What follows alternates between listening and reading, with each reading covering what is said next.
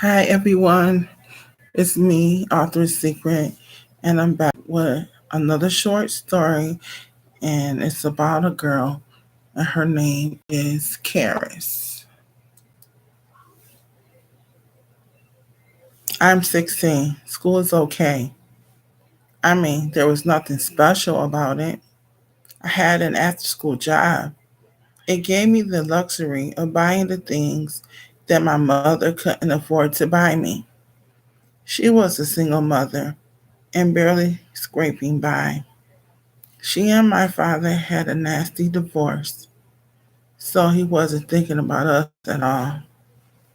What I was serious about was finding someone that was into me as much as I was into him. All of my friends had boyfriends, and I was the odd one without one. I prayed every night for one. I met this guy. He was a little older than me. Durante is 19 and I am 16. Durante and I would stay on the phone for hours talking about nothing really. Then one day he invited me to go to see the fireworks with him. I got permission from my mother to go, but Durante was late picking me up. We missed the fireworks, so he drove me to some place that was isolated. We had sex in the middle of nowhere. The sex was awkward and it sucked. Was this what my friends were doing? Because this was a big no for me. The strangest thing happened. The police showed up,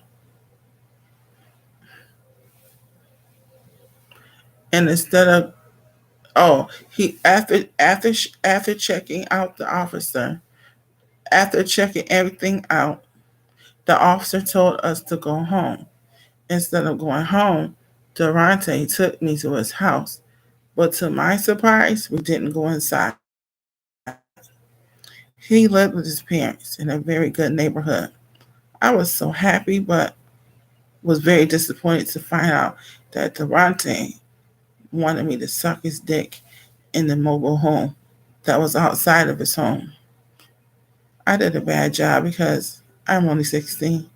Not to mention, I never knew that people did those things. Yuck. I was no expert and was failing badly. So I let him have sex with me again.